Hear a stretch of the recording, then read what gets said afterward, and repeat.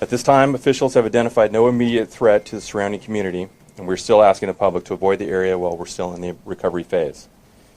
There were multiple critical injuries, and patients were transported to hospitals in Longview and throughout the Vancouver-Portland area. We can also confirm there were fatalities related to the incident.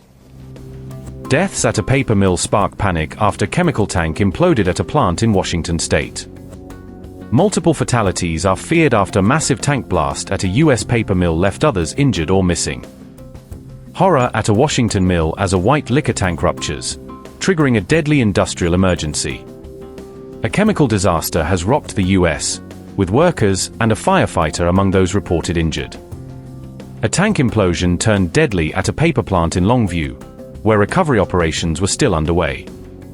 Burns, chaos, and fatalities followed the blast as crews continued recovery work in Longview.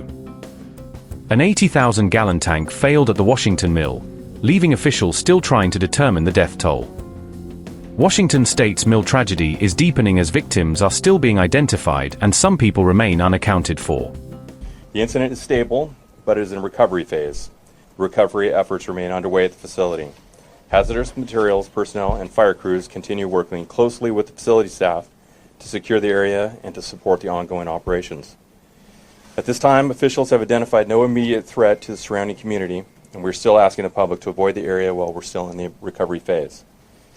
There were multiple critical injuries, and patients were transported to hospitals in Longview and throughout the Vancouver-Portland area. We can also confirm there were fatalities related to the incident.